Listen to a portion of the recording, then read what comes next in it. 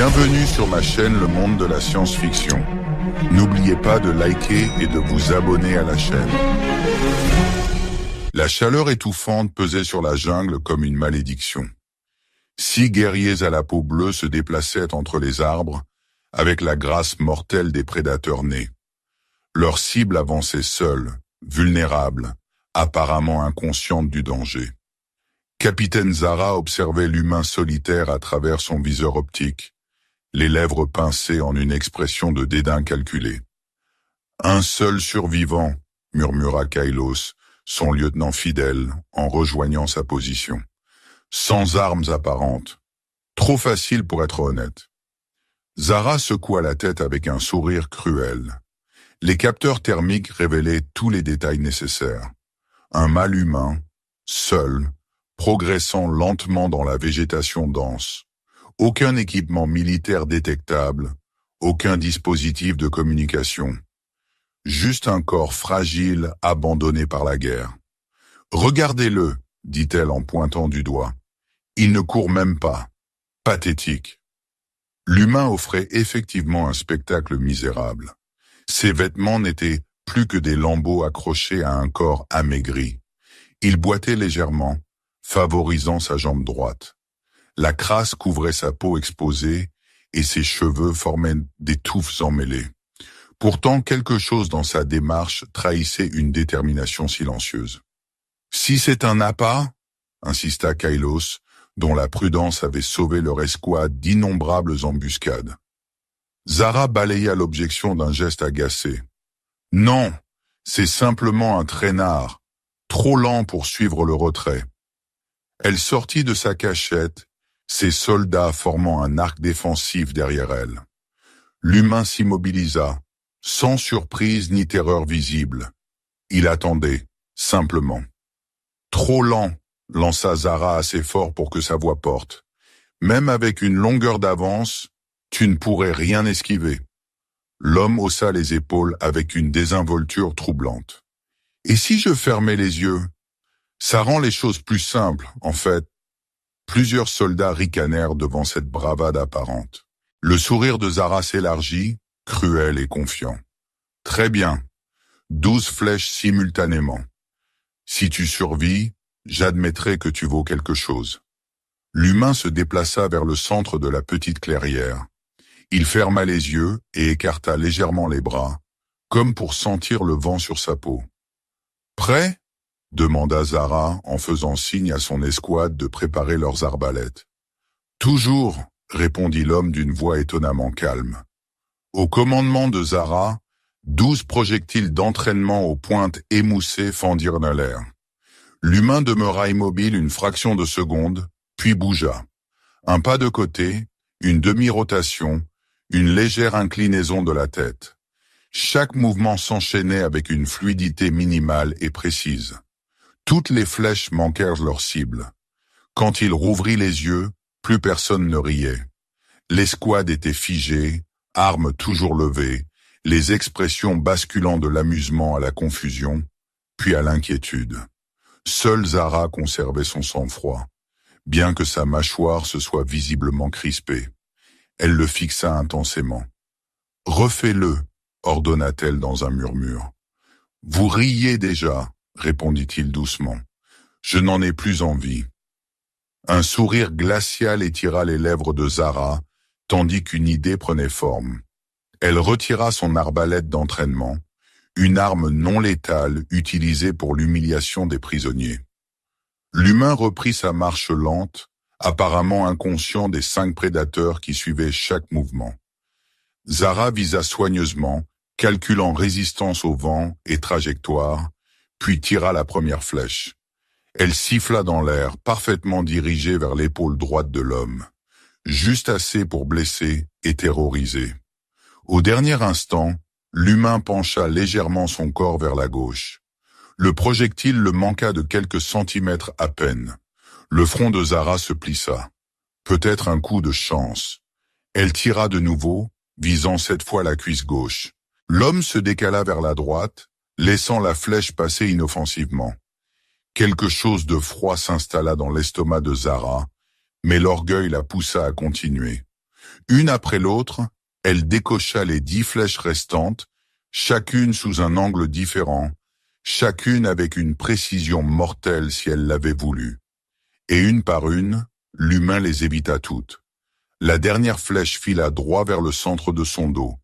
Il ferma simplement les yeux, inspira profondément et fit un pas de côté, comme s'il avait su exactement où elle serait. L'escouade resta pétrifiée dans un silence stupéfait, tandis que l'homme poursuivait son chemin, disparaissant dans la végétation dense sans même un regard en arrière. C'est... Télia, la plus jeune de l'escouade, cherchait ses mots. C'est impossible. Simple réflexe, dit Zara, mais l'incertitude perçait dans sa voix. Non, intervint Kailos calmement. Ce n'était pas un réflexe. De retour à la base opérationnelle avancée, Zara ne parvenait pas à chasser cette rencontre de son esprit. Elle avait téléchargé les données visuelles de ses capteurs, visionnant les enregistrements encore et encore, analysant chaque image, chaque mouvement. Les preuves étaient indéniables. L'humain n'avait pas simplement réagi au son ou à la vue des flèches. Ses muscles avaient commencé à bouger avant même que les projectiles ne soient à portée de détection par les sens humains ordinaires. Il ne les avait pas esquivés. Il les avait anticipés. « Tu regardes encore ça ?» Kailos entra dans la petite salle d'analyse où Zara s'était enfermée pendant des heures.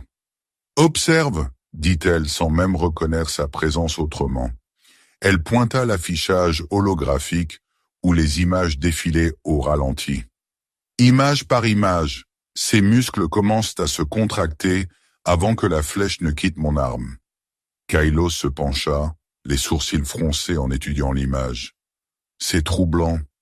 C'est fascinant, corrigea Zara. Je n'ai jamais rien vu de tel. Les autres parlent, dit Kailos prudemment. Il y a des rumeurs concernant des humains qui ont survécu à l'assaut initial sur le front occidental. Zara se tourna vers lui. Quelle rumeur? On dit que certains ont été exposés à notre gaz neurotoxique, les lots expérimentaux. La plupart sont morts, mais quelques-uns... Il s'interrompit, son regard retournant à l'image figée du visage de l'homme, yeux clos, expression sereine, alors qu'il évitait une blessure certaine. On dit que certains sont devenus aveugles à cause de cela. « Aveugles !» répéta Zara. Le mot flotta entre eux. Donc il n'a pas esquivé, conclut Kailos. Il a ressenti. Longtemps après le départ de Kailos, Zara resta à fixer la dernière image de l'enregistrement. L'humain disparaissant dans le feuillage épais, se déplaçant avec une certitude qui semblait impossible pour quelqu'un naviguant à vue, encore moins pour quelqu'un potentiellement aveugle. Elle prit sa décision alors. Au diable le protocole. Elle retournerait dans ce secteur, non plus comme chasseuse cette fois, mais comme observatrice. 3 jours plus tard, Zara conduisit son escouade de retour dans la jungle. Officiellement, ils effectuaient un balayage standard de la zone, recherchant toute résistance humaine ayant pu échapper à la purge initiale. Officieusement, Zara avait son propre agenda. « Nous allons nous séparer en 2 groupes, annonça-t-elle une fois suffisamment enfoncée dans le secteur. Kailos, prends Télia et Nordis vers l'est. Javren et moi couvrirons le cadran ouest. » L'expression de Kailos suggérait qu'il comprenait qu'il y avait plus dans son plan, mais il se contenta d'acquiescer. « Rendez-vous au coucher du soleil. »« Affirmatif, » confirma Zara. « Protocole de communication standard. Signaler immédiatement tout élément inhabituel. » Alors que les autres s'éloignaient, Javren regarda Zara avec attente. « Ordre, capitaine ?» Établis un périmètre à 300 mètres dans cette direction. Elle pointa vers le nord-ouest. « Je vais faire une reconnaissance en solitaire. Les règlements stipulent... » « Je connais les règlements, » l'interrompit Zara. « C'est ma décision. Maintiens ta position et alerte-moi si quelque chose approche. » Javren obéit à contre-cœur, et Zara se retrouva bientôt seule dans la végétation dense. Elle se déplaçait en silence, chaque pas soigneusement placé, ses sens en alerte. Cette fois, elle ne chassait pas, elle cherchait. Des heures s'écoulèrent sans signe de l'humain. La jungle s'assombrissait à mesure que le jour déclinait, les ombres s'allongeant sous la canopée. Zara s'apprêtait à retourner vers Javren quand elle remarqua quelque chose. Un changement subtil dans les sons ambiants autour d'elle. Ce n'était pas un silence, comme cela se produirait si un grand prédateur se déplaçait dans la zone. C'était plutôt un changement de rythme, comme si la jungle elle-même respirait différemment. Elle se figea, sa main se déplaçant instinctivement vers son arme de poing. « M'entends-tu » murmura-t-elle dans l'obscurité grandissante. Pendant un instant, il n'y eut rien d'autre que la symphonie habituelle d'insectes et d'appels lointains de créatures avides. Puis, venant d'un endroit à la fois impossiblement proche et indéterminablement distant. Plus fort que tu ne t'entends toi-même. La voix était masculine, rauque par le manque d'usage, mais distinctement humaine. Zara se retourna lentement, scrutant son environnement, mais ne put détecter aucun mouvement, aucune signature thermique. « Montre-toi » ordonna-t-elle, bien que sa voix manquât de son autorité habituelle. « Pourquoi » vint la réponse.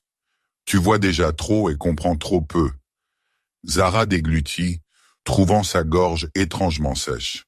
« Tu as esquivé mes flèches. » Un son doux, quelque chose entre un rire étouffé et un soupir, émana des ombres. « C'est ce qui te ramène, l'orgueil blessé. »« La curiosité, » corrigea-t-elle. « Combien de temps es-tu resté ici ?»« 6 mois, répondit-il. « Depuis la chute. »« Tu es aveugle, affirma Zara, se souvenant des rumeurs de Kailos. « La vue n'est pas tout, répliqua la voix, semblant maintenant venir d'une direction entièrement différente. Quand tu la perds, tu commences vraiment à voir. » Zara fit un pas vers l'endroit d'où elle pensait que la voix provenait, mais ne trouva rien. Qu'est-ce que cela signifie? Cela signifie que le monde est plus que la lumière se reflétant sur les surfaces, expliqua-t-il. C'est la vibration, la pression, l'odeur, la chaleur, les champs électriques. Quand tu cesses de compter sur tes yeux, tout le reste devient plus clair. « Pourquoi me dis-tu cela ?» demanda Zara. « Je suis ton ennemi. » « L'es-tu vraiment ?» Il y avait une curiosité authentique dans son ton. « Tu n'as pas tiré une deuxième salve. Tu es revenu seul. Tu parles au lieu de tirer. » Avant que Zara ne puisse répondre, l'humain parla de nouveau, sa voix soudain urgente. « Une patrouille arrive. 2 des tiens venant de l'Est. » Zara vérifia son scanner. « Rien. Comment peux-tu savoir ?»« Va, l'interrompit-il. Fais 3 pas en avant, puis tourne à droite. Suis ce chemin. Il te ramènera où tu dois être. » L'instinct lui disait de l'ignorer, de faire confiance à son propre entraînement et équipement. Mais quelque chose de plus profond, la curiosité peut-être, ou quelque chose qu'elle ne pouvait encore nommer, la poussa à avancer. 3 pas, puis un virage à droite sur un sentier à peine visible qu'elle n'avait pas remarqué auparavant. Elle marcha pendant plusieurs minutes avant d'émerger sur un chemin familier, celui qui la ramènerait vers Javren. En regardant en arrière, elle ne put identifier le sentier qu'elle venait de parcourir.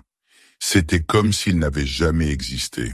Alors qu'elle se retournait pour continuer, son communicateur grésilla. La voix de Kailos se fit entendre. « Capitaine, nous avons terminé notre balayage et nous dirigeons vers le point de rendez-vous. »« Reçu » répondit-elle automatiquement. Tandis qu'elle rejoignait Javren, Zara ne pouvait se défaire du sentiment qu'elle avait été guidée, manipulée par quelqu'un qui connaissait la jungle, non pas par la vue, mais par une connexion plus profonde. Le lendemain apporta des défis inattendus. De fortes pluies avaient gonflé la rivière qui traversait le secteur, emportant des parties de l'infrastructure primitive laissée par les colons humains. L'escouade se retrouva forcée de traverser un pont délabré, enjambant un ravin profond. L'intégrité structurelle est compromise, rapporta Javren après avoir scanné le pont. Il tiendra pour une traversée en file indienne, mais nous devons nous dépêcher. Zara hocha la tête. Kailos prend la tête. Javren, tu suis, puis Nordis et Telia. Je ferme la marche. Un par un, ils commencèrent la traversée.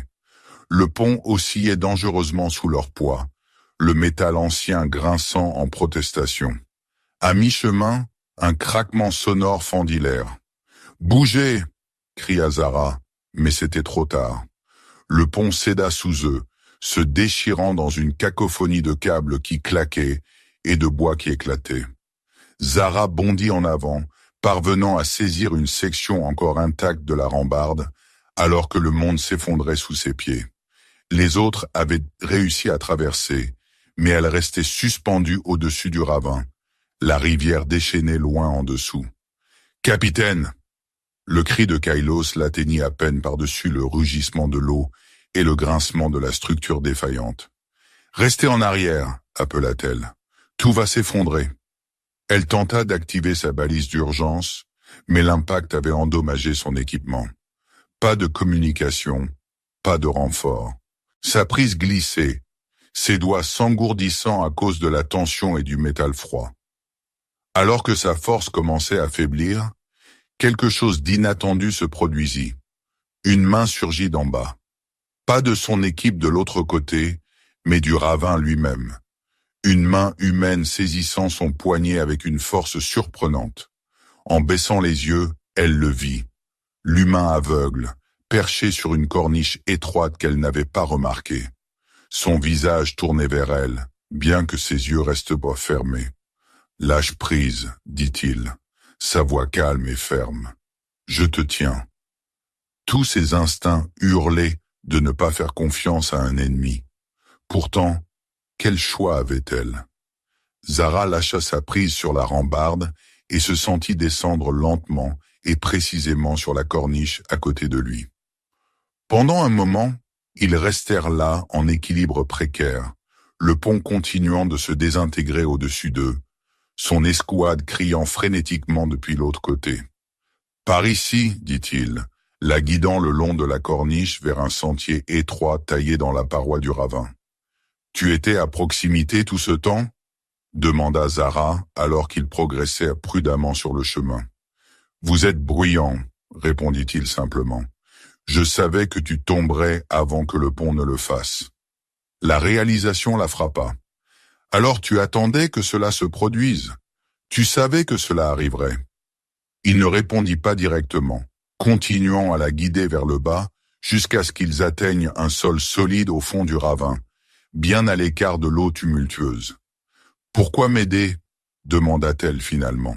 « Après ce que mon peuple a fait au tien, après ce que j'ai essayé de te faire ?» Il s'arrêta, puis se tourna vers elle, bien que son regard reste flou.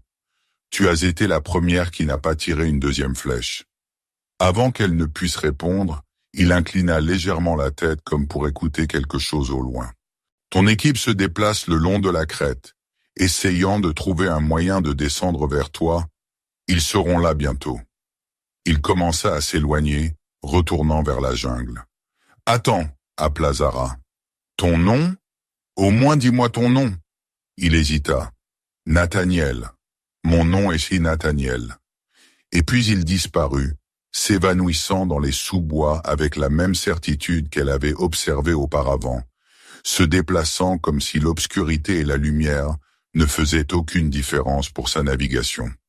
Quelques minutes plus tard, Kailos et les autres la trouvèrent, leur soulagement palpable. « Comment as-tu survécu à cette chute ?»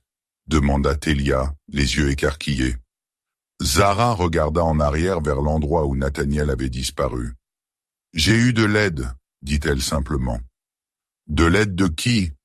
insista Kailos, mais Zara secoua simplement la tête. « Allons-y, nous devons trouver un autre moyen de traverser. » Cette nuit-là au campement, Zara ne parvint pas à dormir. Chaque fois qu'elle fermait les yeux, elle revoyait le visage de Nathaniel. serein, confiant, ne voyant pas, pourtant omniscient d'une certaine manière. Elle rejouait leur rencontre dans son esprit, essayant de donner un sens à ce qu'elle avait observé. Elle s'assit, regardant les formes endormies de son escouade autour du petit feu qu'ils avaient risqué d'allumer. « Tu entends tout, même quand tu dors, n'est-ce pas ?» murmura-t-elle pour elle-même, sans attendre de réponse. « Et moi, j'ai cessé de m'entendre moi-même. » La réalisation la frappa avec une force inattendue. Depuis combien de temps suivait-elle des ordres sans question? Combien de missions avait-elle accomplies sans considérer leur but ou leurs conséquences? « Je ne suis pas une héroïne, » continua-t-elle dans un demi-murmure. « Je ne veux simplement plus que quelqu'un tire sur toi à cause de mon uniforme. » Son entraînement lui disait de tout rapporter. Le survivant humain aux capacités inexplicables, sa connaissance de leurs mouvements, son intervention qui avait sauvé sa vie. Le protocole l'exigeait, mais quelque chose la retenait. Le signaler signifierait le traquer, le capturer, l'étudier comme un spécimen. Ou pire. Avant l'aube, elle prit sa décision. Rompant le protocole, elle quitta le camp seule, se déplaçant dans l'obscurité précédant l'aube vers le ravin où ils s'étaient séparés. Elle n'était pas certaine de ce qu'elle attendait, certainement pas de le trouver en train d'attendre. Pourtant, alors qu'elle approchait de la zone, ce même changement subtil dans le rythme de la jungle l'alerta de sa présence. « Tu es revenu » dit-il depuis quelque part sur sa gauche. « J'avais besoin de réponses » répondit-elle en se tournant vers sa voix. Il émergea des ombres, se déplaçant avec cette certitude déconcertante. « Quelle question as-tu qui valent le coup de risquer ta position? Comment savais-tu que le pont s'effondrerait? Comment savais-tu où je tomberais? Comment te déplaces-tu dans cette jungle, comme si tu voyais alors que clairement tu ne le peux pas ?» Nathaniel sourit légèrement. Ce sont beaucoup de questions sur le comment et aucune sur le pourquoi. « D'accord, » dit Zara, la frustration perçant dans sa voix. « Pourquoi m'aider? Pourquoi ne pas me laisser tomber? Une ennemie de moins à t'inquiéter. »« Parce que tu n'es pas mon ennemi, » dit-il simplement. « Plus maintenant. » Qu'est-ce que cela signifie? Cela signifie que je t'ai observé m'observer. Tu es curieuse, différente des autres. Tu questionnes. Zara se sentit soudainement exposée, comme si cet humain aveugle pouvait voir à travers sa façade soigneusement construite vers quelque chose qu'elle-même avait à peine reconnu. « Je suis les ordres. »« Jusqu'à ce que tu ne le fasses plus, » contra-t-il. « Comme maintenant. » Avant qu'elle ne puisse répondre, sa tête s'inclina légèrement. Cette même posture d'écoute qu'elle avait remarquée auparavant. « Quelqu'un arrive !» dit-il avec urgence. Zara vérifia son scanner. Rien. Mais elle avait appris à ne pas rejeter ses avertissements. « Qui ? » ?»« Les tiens. Beaucoup. Armés. Ils ne sont pas là pour une reconnaissance. » Un froid glacial s'installa dans son estomac. « Comment le sais-tu ? » Leurs mouvements, leurs armes, les champs électromagnétiques de leur équipement. Il fit une pause. « Ils te cherchent. » La compréhension l'envahit. « Ils me traquent. Ils savent que j'ai quitté le camp. »« C'est pire que cela, » dit Nathaniel. « Ils ont désactivé ton lien neural. Ils pensent que tu es compromise. » La main de Zara vola vers le petit implant à la base de son crâne. Le connecteur neural standard qui la reliait au réseau de l'escouade. Il était froid, inactif. La panique monta dans sa gorge. Un lien désactivé ne signifiait qu'une seule chose. Elle avait été considérée comme un risque de sécurité. « Ils m'ont abandonné » murmura-t-elle. Nathaniel tendit la main, trouvant son bras avec une précision infaillible. « Nous devons bouger maintenant. » Il la conduisit plus profondément dans la jungle, loin des forces qui approchaient, naviguant à travers les sous-bois denses avec une facilité impossible. Ils se déplacèrent en silence pendant ce qui sembla être des heures, le terrain devenant de plus en plus difficile. Finalement, ils atteignirent ce qui semblait être un ancien tuyau de drainage, partiellement dissimulés par la végétation. Par ici, indiqua Nathaniel. Cela mène à un système souterrain que les relevés initiaux ont manqué. Nous serons plus en sécurité là-bas. Zara hésita, regardant en arrière vers le chemin qu'ils avaient parcouru. Pourquoi m'aides-tu encore? Tu es en exil maintenant, dit-il simplement. Je l'ai toujours été, répondit-elle, se surprenant elle-même par cet aveu. J'appréciais juste ça avant. Le système de drainage s'ouvrait sur un vaste réseau de tunnels et de chambres, vestige de l'infrastructure humaine qui avait autrefois soutenu une colonie prospère. Nathaniel naviguait dans l'obscurité avec la même confiance qu'il montrait en surface, guidant Zara à travers le labyrinthe, jusqu'à ce qu'ils atteignent une jonction de 3 couloirs. Alors qu'ils traversaient un passage étroit, la lumière de Zara capta quelque chose sur le sol, des taches sombres éclaboussant la grille métallique.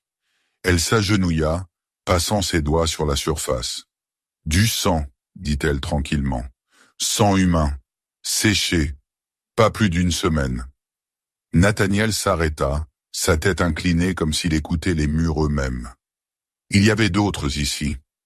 Quelques mètres plus loin, Zara repéra autre chose, un bandage abandonné croûté de sang séché supplémentaire. Elle le ramassa prudemment. « Antiseptique de qualité militaire », nota-t-elle en captant la faible odeur chimique. Ce n'était pas d'un civil. En continuant, sa lumière balaya le mur, révélant un message gravé dans le métal avec ce qui devait être un couteau ou un autre instrument tranchant. Les mots étaient en langue humaine, gravés profondément et délibérément. Toujours respirant, toujours aveugle, toujours libre. À côté se trouvait un dessin grossier d'un œil avec une ligne le barrant, et en dessous une série de points et de tirets que Zara reconnut comme un ancien code de communication humain. « Code Morse », murmura-t-elle en étudiant le motif. « Je ne peux pas le lire. » Nathaniel passa ses doigts sur les marques. « Ça dit, nous voyons dans les ténèbres. C'est un message pour d'autres comme moi. » « D'autres ?» Zara le regarda attentivement. « Il y en a d'autres avec tes capacités. » « Le gaz a affecté chaque personne différemment, » expliqua Nathaniel. « Certains sont morts, certains sont devenus aveugles, certains ont développé d'autres sens. Nous nous sommes trouvés pendant un temps, avant d'être dispersés. »« Tu es déjà venu ici ?» demanda-t-elle en étudiant son expression. « Non, » répondit-il, ses doigts traçant toujours les lettres. « Mais je sais qui a laissé cela, ou du moins ce qu'ils étaient. » « Ça pourrait être un piège, » dit Zara, sa main se déplaçant instinctivement vers son arme. « Ou un message d'espoir, » contra Nathaniel. « Quoi qu'il en soit, nous devrions continuer. » Ils progressèrent de plus profondément dans le système, atteignant finalement ce qui semblait être une station de communication abandonnée. « Tu savais que c'était ici ?» demanda Zara en regardant autour de l'équipement relativement intact. « Non, » répondit Nathaniel avec un léger sourire. « Je devine. » Il se déplaça vers la console, ses doigts trouvant les commandes avec une précision déconcertante. « Nous pouvons nous reposer ici, dit-il, ses mouvements précis et familiers. « Tu sais comment faire fonctionner ça ?» demanda Zara en le regardant activer les systèmes avec une aisance pratiquée. « J'étais spécialiste des communications avant l'invasion, » expliqua-t-il. Avant de perdre la vue. Zara s'approcha prudemment, étudiant l'ancienne technologie humaine. « Peuvent-ils nous traquer ici ?»« Pas si je coupe la balise, » dit Nathaniel, ses doigts dansant sur les commandes. « Mais nous n'avons pas beaucoup de temps. Une unité de drone d'attaque est probablement déjà en route vers cet emplacement. Comment pourraient-ils connaître cet endroit ? » « Ils ne le connaissent pas, » dit-il d'un ton sinistre. Mais ils scanneront les signatures énergétiques et alimenter ces systèmes aura été enregistré. Zara considéra leurs options. Fuir semblait futile. Combattre une unité de drones avec leurs ressources limitées était un suicide. À moins que... « J'ai une idée, dit-elle. Tu restes ici dans la station. La tête de Nathaniel s'inclina avec curiosité. Et toi? Je les attire. Je les éloigne d'ici. Je leur fais croire que je suis seul. Ah, ils te tueront, déclara Nathaniel platement. Pas si tu les tues en premier, contra Zara. Tu peux les traquer sans les voir, n'est-ce pas? Sentir leurs mouvements, leur position. Une lente compréhension apparut sur le visage de Nathaniel. Tu veux que je sois le chasseur aveugle pendant que tu es là-bas? Exactement. Pendant un long moment, il resta silencieux, réfléchissant. Ça pourrait marcher, mais c'est dangereux. Plus dangereux que de ne rien faire? Demanda Zara. Les lèvres de Nathaniel se courbèrent en un petit sourire. Point pris. Il se déplaça vers un panneau mural et récupéra quelque chose. Une lame élancée qui brillait faiblement dans la lumière basse. J'en aurais besoin. Zara hocha la tête, tirant son propre pistolet. Je te donne 10 minutes pour te positionner. Ensuite, je monte en surface et je fais du bruit. Sois prudent, avertit Nathaniel. Ce ne sont pas des drones ordinaires. Ce sont des systèmes adaptatifs d'apprentissage. Moi aussi, répondit Zara, avec une confiance qu'elle ne ressentait pas entièrement. 10 minutes plus tard, Zara émergea de l'installation souterraine dans l'air humide de la jungle. Le soleil s'était levé, projetant une lumière tachetée à travers la canopée. Elle se déplaça délibérément, ne faisant aucune tentative pour dissimuler son passage à travers les sous-bois. Il ne fallut pas longtemps pour que le premier signe de poursuite apparaisse. Un bourdonnement faible à la limite de l'audition, devenant progressivement plus fort. Des drones d'attaque, exactement comme Nathaniel l'avait prédit. Zara accéléra le pas, se dirigeant vers une petite clairière qu'elle avait notée pendant leur approche. Un terrain découvert la rendrait plus visible, plus vulnérable. Un appât parfait. Le premier drone apparut alors qu'elle atteignait le bord de la clairière. Une construction métallique élégante planant à hauteur des yeux, ses capteurs focalisés directement sur elle. 2 autres émergèrent de la canopée quelques secondes plus tard, flanquant le premier. Zara leva son arme, tirant une rafale contrôlée qui frappa le boîtier extérieur du drone de tête sans causer de dommages significatifs. C'était suffisant cependant pour déclencher leur protocole de poursuite. Elle se retourna et courut, les ramenant vers la station de communication, esquivant et zigzagant entre les arbres pour ralentir leur avance sans les perdre entièrement. Alors qu'elle approchait de l'entrée de la station, elle plongea à couvert, roulant derrière un tronc tombé, tandis que les drones se rapprochaient. Ils planaient au bord de la clairière, leurs capteurs scrutant méthodiquement leur cible. Des ombres de l'entrée de la station, une silhouette se déplaça si rapidement qu'elle était presque imperceptible. Nathaniel, lame en main, silencieux comme la mort elle-même. Le premier drone n'enregistra jamais sa présence. Sa lame trouva une faille dans son armure, sectionnant des composants critiques. Il chuta de l'air dans un souffle de système défaillant. Les drones restants changèrent immédiatement de focus, leurs capteurs balayant pour cette nouvelle menace. Mais Nathaniel était déjà en mouvement, utilisant les sons de leur système de propulsion pour traquer leur position parfaitement. Il se baissa sous les protocoles défensifs du deuxième drone, ses mouvements fluides et précis, et le désactiva d'une seule poussée vers le haut de sa lame. Le troisième drone, apprenant apparemment des échecs de ses compagnons, recula vers une position plus élevée, hors de portée immédiate. Il libéra un petit projectile, un chasseur-traqueur conçu pour traquer et éliminer avec une extrême préjudice. « Nathaniel, au-dessus de toi !» cria Zara en sortant de sa couverture, arme levée. Mais Nathaniel avait déjà senti la menace. Il se jeta à plat alors que le chasseur-traqueur passait au-dessus de lui, puis roula sur ses pieds, suivant son mouvement par le son seul. Alors qu'il effectuait un cercle pour une autre passe, il retourna sa lame, la saisissant par la pointe, et d'un mouvement fluide, la lança directement dans la trajectoire du chasseur-tracker. La lame frappa juste, envoyant le projectile spiraler dans le tronc d'un arbre voisin, où il détonna inoffensivement. Profitant de la distraction, Zara tira sur le drone restant, ses tirs plus précis maintenant qu'elle ne jouait plus simplement le rôle d'appât. L'armure du drone se fissura sous le tir soutenu, et il vacilla, perdant de l'altitude avant que Nathaniel ne porte le coup final, bondissant pour l'attraper alors qu'il descendait et enfonçant sa lame récupérée dans son unité de traitement centrale. Le silence tomba sur la clairière alors que le dernier drone s'écrasait au sol. Nathaniel se tenait parmi les débris, respirant difficilement, mais sinon indemne. C'était... Zara cherchait les mots justes. Impressionnant. Nathaniel se tourna vers sa voix, son expression sérieuse. Il y en aura d'autres. Nous devons bouger. Où? Demanda Zara. Ils surveillent toutes les routes hors de la planète. Je connais un endroit, dit Nathaniel.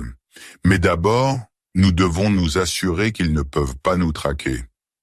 Il s'agenouilla près d'un des drones tombés, ses doigts explorant son boîtier endommagé, jusqu'à ce qu'il trouve ce qu'il cherchait. Une petite balise de suivi, toujours active malgré la destruction du drone. « Tends ton bras », instruisit-il Zara. Quand elle obéit, il pressa la balise contre son avant-bras, directement sur sa puce d'identification sous-cutanée, standard pour tout le personnel militaire. Une douleur aiguë traversa son bras, alors que la balise s'interfaçait avec sa puce, corrompant ses données. Maintenant, ils ne peuvent plus te traquer par ton identificateur personnel, expliqua Nathaniel. Mais nous devons toujours bouger rapidement. Ils voyagèrent pendant des jours, évitant les zones peuplées et les routes de patrouille, avec la capacité déconcertante de Nathaniel à sentir le danger approchant bien avant qu'il n'arrive. Zara se retrouva à compter sur lui de plus en plus, non seulement pour la navigation, mais pour la survie elle-même. Un soir, alors qu'ils établissaient un camp dans le tronc creux d'un arbre massif tombé, Zara exprima finalement la réalisation qui s'était construite en elle. « J'avais l'habitude d'être fière d'être rapide », admit-elle en regardant Nathaniel préparer un petit repas à partir de plantes qu'il avait collectées. Réaction rapide, décision rapide, promotion rapide. Je pensais que cela faisait de moi une meilleure chasseuse, une meilleure soldate. Nathaniel fit une pause dans son travail, la tête inclinée vers sa voix. « Mais tu as survécu parce que tu ne t'es pas précipité, » continua-t-elle. « Tu as attendu, observé, compris. Je n'étais pas du tout une chasseuse. J'étais un appât bougeant si vite que je n'ai jamais vu le piège dans lequel j'étais. » Nathaniel ne dit rien, reprenant sa préparation méthodique de leur repas. « Pourquoi es-tu toujours là ?» demanda Zara après un long silence. « Tu aurais pu me laisser derrière une douzaine de fois, trouver un endroit plus sûr. »« Parce que tu n'es pas parti non plus, » répondit-il simplement. La réponse l'a pris au dépourvu. « Qu'est-ce que cela signifie ?» Nathaniel lui tendit une portion de la nourriture préparée avant de répondre. « Cela signifie que nous apprenons tous les deux quelque chose l'un de l'autre. Tu apprends à ralentir, à sentir plutôt que simplement voir.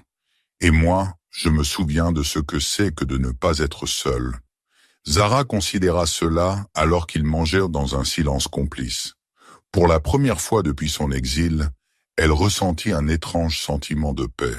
Pas le détachement froid qu'elle avait cultivé en tant que soldate, mais quelque chose de plus chaleureux, de plus authentique. Le lendemain apporta de nouveaux défis. Ils devaient traverser une vaste plaine ouverte pour atteindre la route d'évacuation dont Nathaniel avait parlé. Dans des circonstances normales, un tel terrain serait un suicide pour des fugitifs. Aucune couverture, aucun camouflage, exposé à la surveillance aérienne. Mais alors qu'un épais brouillard se levait, enveloppant le paysage dans un linceul blanc impénétrable, Nathaniel vit une opportunité là où Zara ne voyait que ses cités. Parfait, dit-il, son visage tourné vers le mur de brume. Nous pouvons traverser maintenant. Je ne peux pas voir à 5 mètres dans ça, protesta Zara. Nathaniel sourit. Alors pour une fois, nous sommes sur un pied d'égalité. Suis-moi. Marche où je marche. Pas de mots une fois que nous entrerons dans le brouillard. Sur ce, il avança dans la brume, et Zara n'eut d'autre choix que de le suivre. À l'intérieur du brouillard, le monde disparut. Le son devint étouffé, sans direction. L'humidité s'accrochait à la peau de Zara, se condensant sur son visage et ses bras. Elle pouvait à peine distinguer la forme de Nathaniel devant elle, une ombre plus sombre dans la blancheur uniforme. Soudain, tout près, un son comme si quelqu'un griffait de la pierre avec des griffes. Zara s'arrêta. Nathaniel ne changea pas son rythme. « Qu'est-ce que c'était » murmura-t-elle, sa main atteignant instinctivement son arme. « Ne regarde pas là-bas » répondit doucement Nathaniel. « Ça ne te voit pas. » Un grognement bas émana de quelque part sur leur droite, suivi d'un son de glissement humide. Le pouls de Zara s'accéléra, mais elle se força à continuer d'avancer, les yeux fixés sur le dos de Nathaniel. Puis sans avertissement, le brouillard s'épaissit. La silhouette de Nathaniel s'estompa, devenant indistincte, puis disparut entièrement. « Nathaniel » murmura-t-elle, luttant pour garder sa voix stable. Pas de réponse. Elle avança prudemment, essayant de suivre la direction qu'elle l'avait vu prendre en dernier. Le brouillard tourbillonnait autour d'elle, jouant des tours avec la perspective et la distance. Puis une silhouette, peut-être à 20 mètres devant. « Nathaniel » appela-t-elle, le soulagement l'inondant. La silhouette se tourna légèrement, son contour familier dans la brume. Elle accéléra le pas, réduisant la distance. Mais à mesure qu'elle s'approchait, quelque chose semblait faux. Le mouvement n'était pas fluide comme celui de Nathaniel. Il était saccadé, contre nature, et la forme semblait plus grande. Zara ralentit, levant son arme. La silhouette se tourna entièrement vers elle maintenant, et une terreur glaciale la submergea. Là où un visage aurait dû être, il n'y avait qu'une peau lisse et sans traits, tendue sur une forme semblable à un crâne. Ses bras pendaient de trop long, ses doigts s'étendant en griffes recourbées. Son entraînement prit le dessus, et elle visa avec son arme, le doigt se resserrant sur la gâchette. « Pas par là !» La voix de Nathaniel directement derrière elle. Elle pivota, le trouvant debout à quelques centimètres à peine. « Qu'est-ce que cette chose ?» siffla-t-elle en pointant vers la silhouette qui avait commencé à se déplacer vers eux. « Mutation de la guerre », dit Nathaniel en prenant son bras, la guidant dans une direction différente. « Ils chassent par le son et la chaleur. Le brouillard est leur territoire. » Alors qu'ils s'éloignaient, Zara jeta un coup d'œil en arrière. La créature s'était arrêtée, sa tête oscillant d'un côté à l'autre, comme si elle goûtait l'air. Puis elle se détourna, disparaissant de nouveau dans la blancheur. « Comment m'as-tu trouvé ?» demanda-t-elle quand ils furent assez loin. « Tu respires différemment quand tu as peur, » répondit Nathaniel. « J'ai suivi cela. » Après cette rencontre rapprochée, Zara se concentra entièrement sur ses pas, plaçant ses pieds exactement là où les siens avaient été. Pour la première fois, elle comprit vraiment ce qu'il avait voulu dire en voyant sans vue. Ici, dans ce vide informe, ses yeux étaient inutiles. Tout ce qui comptait était le son, le toucher, la sensation du sol sous ses pieds. Des heures passèrent dans cette étrange procession. Occasionnellement, Nathaniel s'arrêtait, la tête inclinée dans cette posture d'écoute maintenant familière, avant de changer légèrement de direction. Zara réalisa qu'il évitait quelque chose. Peut-être les charognards mutés dont il l'avait averti, des créatures qui s'étaient adaptées à l'environnement d'après-guerre de façon horrifiante. Le brouillard commença à s'éclaircir alors qu'ils approchèrent du bord de la plaine, révélant un escarpement rocheux devant. En grimpant, le pied de Zara glissa sur la pierre mouillée. Elle se sentit tomber en arrière, un cri s'échappant de ses lèvres avant qu'elle ne puisse le supprimer. Puis, impossiblement vite, la main de Nathaniel se referma autour de son poignet, arrêtant sa chute. Il la tira à côté de lui, sa prise forte et sûre. « Merci », murmura-t-elle, le cœur battant à cause de l'incident évité de justesse. Nathaniel hocha une fois la tête, puis continua à grimper. Ils atteignirent une petite grotte alors que l'obscurité tombait, le brouillard s'accrochant toujours aux plaines en contrebas. À l'intérieur, à l'abri des éléments et des poursuivants potentiels, ils se permirent finalement de se reposer. « Comment savais-tu où aller ?» demanda Zara, blottie contre la paroi de la grotte. « Dans le brouillard, je veux dire. Il n'y avait pas de point de repère, pas de repère visuel. »« Le sol raconte une histoire si tu écoutes, » expliqua Nathaniel. « Différentes densités, différentes compositions produisent différents sons sous les pieds. Les courants d'air se déplacent autour des obstacles. Les odeurs persistent dans les creux. Une fois que tu cesses de compter sur tes yeux, le monde se révèle d'autres manières. » Il se tut pendant un moment, son visage tourné vers l'entrée de la grotte. « Tu penses que je suis juste un soldat aveugle ?» dit-il tranquillement. « Mais chaque fois que je me réveille, j'ai peur d'entendre à nouveau les voix des morts. » L'aveu prit Zara au dépourvu. C'était la première fissure dans son comportement stoïque, un aperçu de vulnérabilité qu'elle n'avait pas attendu. Les voix des morts? Quand le gaz m'a pris la vue, il a ouvert autre chose. Pendant des semaines, je les ai entendus. Tous ceux qui sont morts dans notre secteur, leurs dernières pensées, leurs peurs, leur confusion. Sa voix s'était adoucie. Parfois ils reviennent encore dans les rêves. Zara contempla cela, se souvenant à quel point elle s'était sentie complètement perdue dans le brouillard. « Je ne me suis jamais sentie si impuissante. »« Pourtant tu m'as suivi, » observa Nathaniel, sans question, sans vue. Je n'avais pas le choix. Il y a toujours un choix.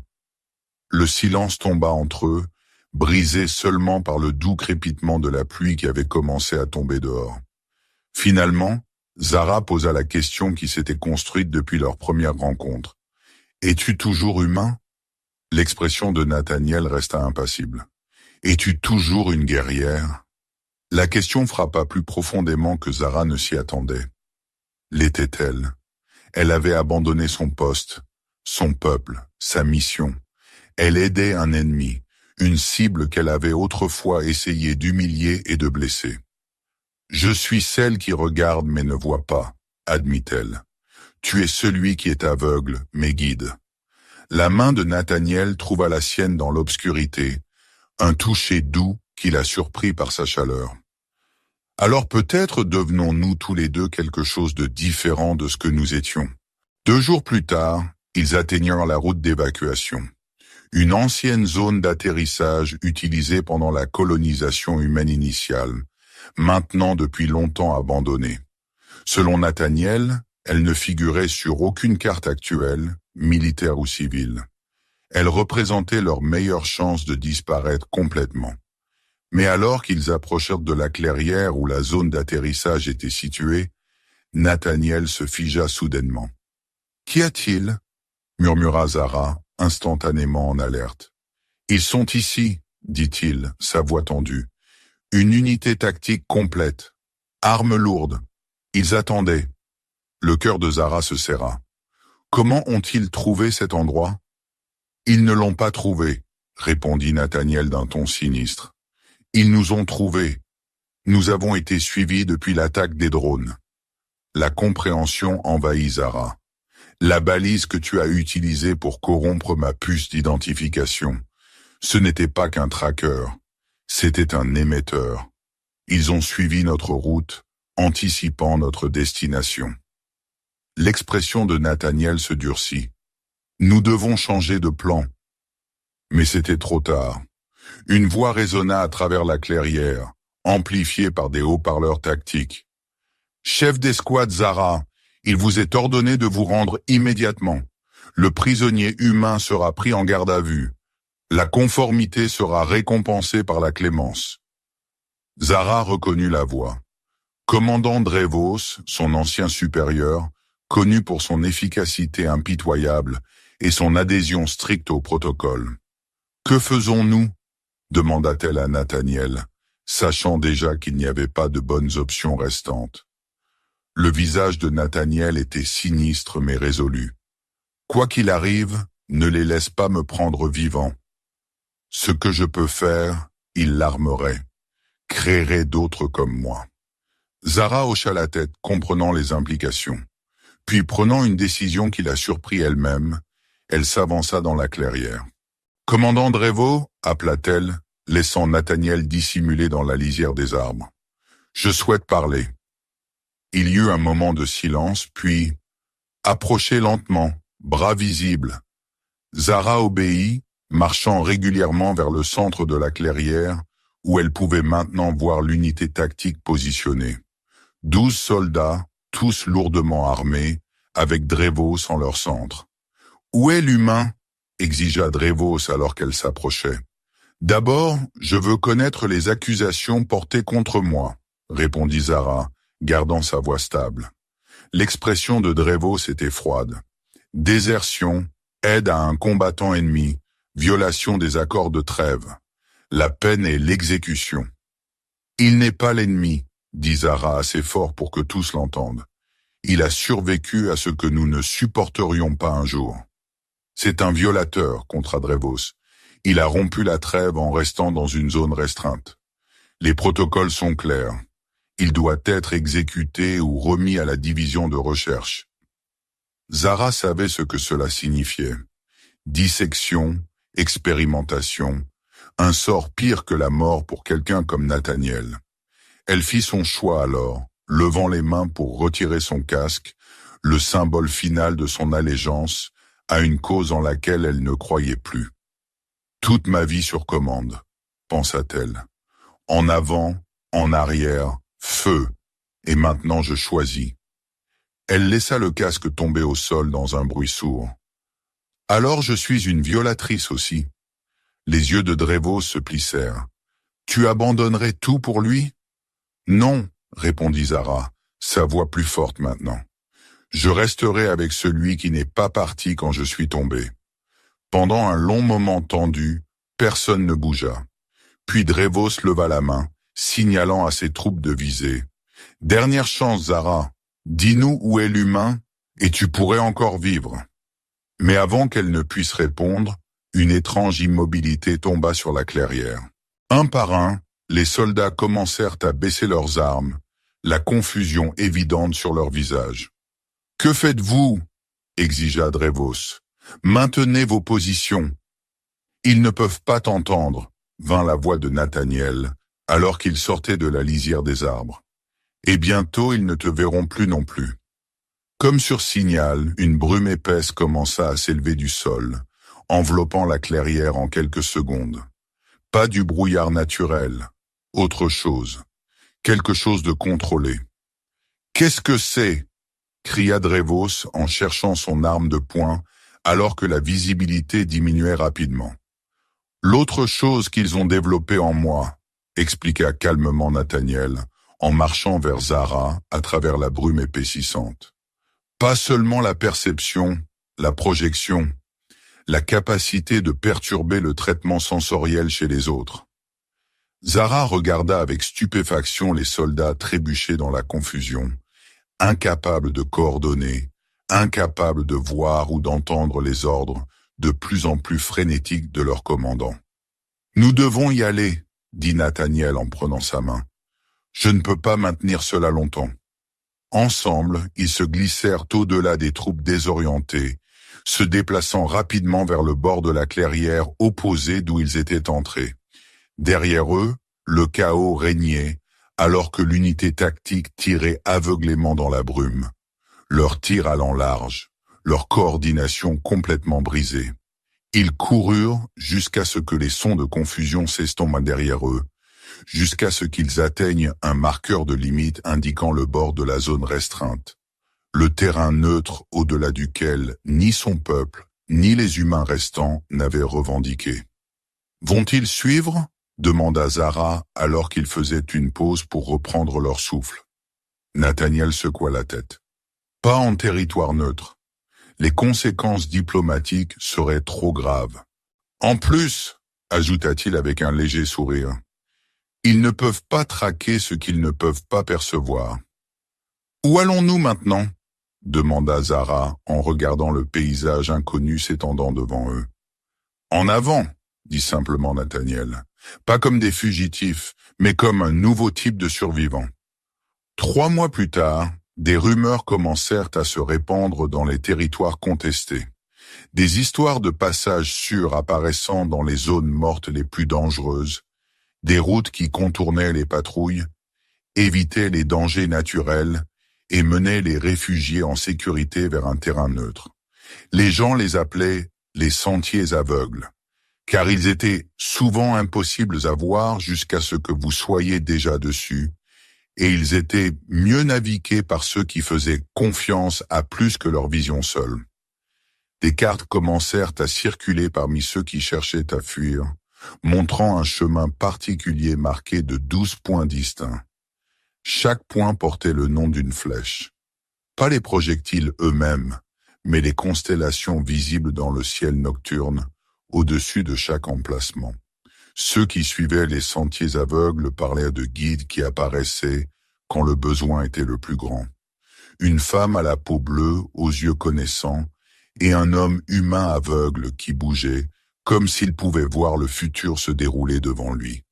Le feu crépitait doucement dans la petite clairière, sa lumière projetant de longues ombres contre les arbres environnants. Zara était assise, le dos contre un tronc tombé, regardant les flammes danser. En face d'elle, Nathaniel s'occupait d'une marmite de ragoût, ses mouvements précis et efficaces malgré sa cécité. Leur campement était simple. Quelques bâches usées tendues entre les arbres, des sacs de couchage et les fournitures essentielles dont ils avaient besoin pour leur travail.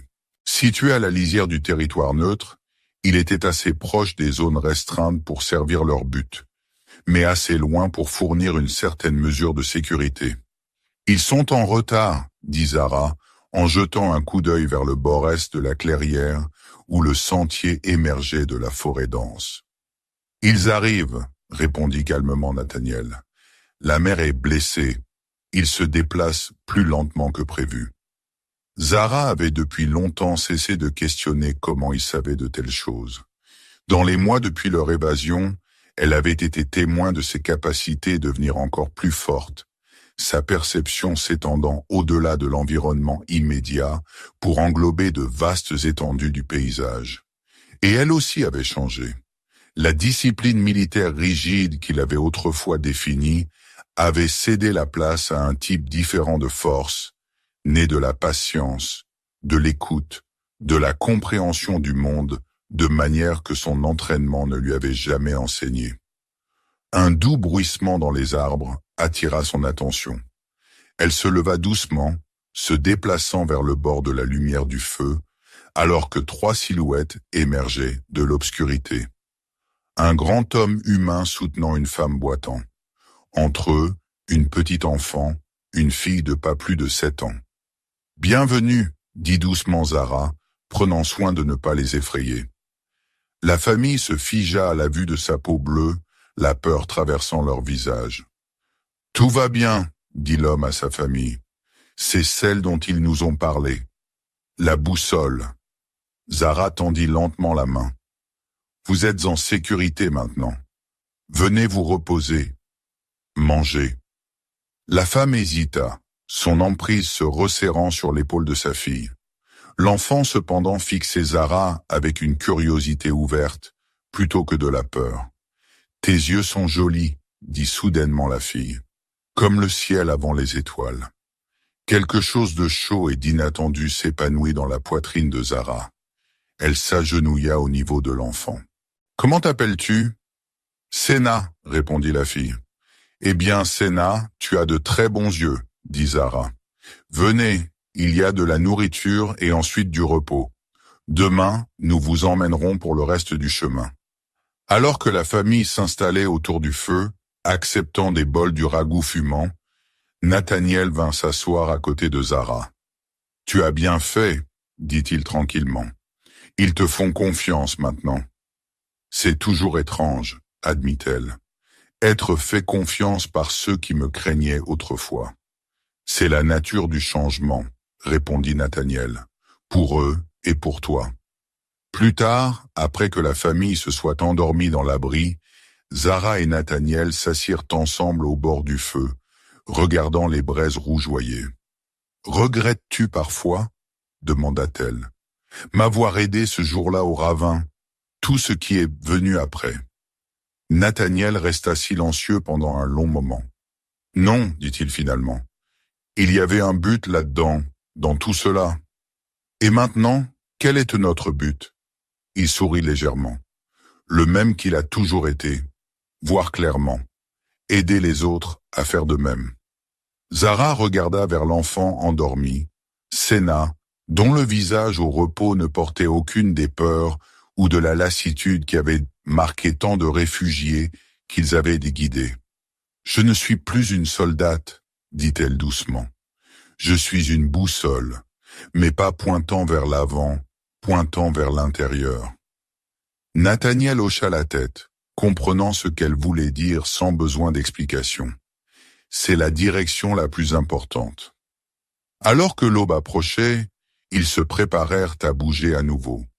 Un autre groupe arriverait bientôt, et après cela, il guiderait Sénat et sa famille vers l'établissement plus profond dans le territoire neutre. Zara regarda alors que la première lumière filtrait à travers les arbres, illuminant la petite clairière qui était devenue leur foyer temporaire. Il y avait encore du danger, encore de l'incertitude dans le chemin à venir. Mais pour la première fois depuis qu'elle pouvait se souvenir, il y avait aussi un but. Pas le devoir froid d'une soldate, mais quelque chose de plus chaleureux, de plus vrai. Elle était une boussole maintenant, guidant les autres non seulement vers la sécurité, mais vers une nouvelle façon de voir le monde. Et ce faisant, elle avait trouvé son propre chemin à travers les ténèbres. Et ceux qui suivaient les sentiers aveugles portaient avec eux un message simple. Tu n'as pas esquivé, tu savais. Un rappel que la survie ne concernait pas la vitesse, ou la force, ou même la vue. Il s'agissait de perception, de compréhension, et parfois du courage de marcher sur un chemin que vous ne pouviez pas voir, jusqu'à ce que vous soyez déjà dessus. Les semaines se transformèrent en mois, et leur réputation grandit. Les sentiers aveugles devinrent un symbole d'espoir dans les territoires déchirés par la guerre. Un moyen d'échapper non seulement au conflit, mais à la mentalité qu'il avait créée. Zara et Nathaniel développèrent un rythme, un langage silencieux de gestes et de compréhension qui transcendait les mots. Elle apprit à faire confiance à ses perceptions de manière qu'elle n'aurait jamais imaginée, et lui trouva en elle un ancrage au monde qu'il avait perdu lorsque sa vue s'était éteinte. Un soir, alors qu'ils étaient assis ensemble après avoir guidé un groupe particulièrement important vers la sécurité, Nathaniel parla de ses rêves. « Je ne vois plus les morts, dit-il tranquillement. Leurs voix se sont tues. » Zara le regarda, voyant quelque chose de nouveau dans son expression, une paix qu'elle n'avait pas remarquée auparavant. « Qu'entends-tu maintenant ?» demanda-t-elle. « Les vivants, » répondit-il avec un petit sourire. « Leur espoir, leur gratitude, le bruit de pas qui choisissent un nouveau chemin. » Elle tendit la main et prit la sienne. « Nous avons construit quelque chose, n'est-ce pas ?»« Nous l'avons fait, » acquiesça-t-il. « Pas des armes ou des empires. Quelque chose de meilleur. » Les autorités des deux côtés cherchèrent les créateurs des sentiers aveugles, mais ils restaient insaisissables. Les tentatives de traquer Zara et Nathaniel échouaient invariablement. Perdus dans les brumes qu'ils pouvaient convoquer, confondus par les labyrinthes qu'ils connaissaient intimement. Et ainsi ils continuèrent leur travail, saison après saison, aidant ceux qui cherchaient un moyen de sortir à trouver non seulement un sanctuaire physique, mais une nouvelle compréhension. Que la véritable force ne résidait pas dans la conquête, mais dans la connexion. Que la vraie vue venait non des yeux, mais du cœur. Les années passèrent, les guerres s'estompèrent, les traités furent signés, mais les sentiers aveugles restèrent, un témoignage de deux âmes improbables qui avaient trouvé l'une dans l'autre, non pas un ennemi, mais un miroir, une chance de devenir quelque chose de plus que ce que leur société avait voulu qu'ils soient. Zara, autrefois une chasseuse qui ne voyait que des cibles, était devenue une guide qui voyait des potentiels. Nathaniel, autrefois un survivant solitaire hanté par les morts, était devenu un phare pour les vivants. Ensemble, ils avaient prouvé que même dans les circonstances les plus sombres, l'empathie pouvait fleurir, que la compréhension pouvait franchir les plus grands gouffres, que parfois, perdre sa vue était la seule façon d'apprendre vraiment à voir. Et dans les clairières tranquilles où ils campaient, dans les sentiers brumeux qu'ils marchaient, dans les yeux reconnaissants de ceux qu'ils aidaient, leur héritage grandissait. Pas écrit dans des livres d'histoire ou gravé dans des monuments, mais vivant dans les cœurs de ceux qui avaient appris qu'il y avait plus d'une façon de naviguer dans le monde, qu'il y avait plus d'une façon d'être libre.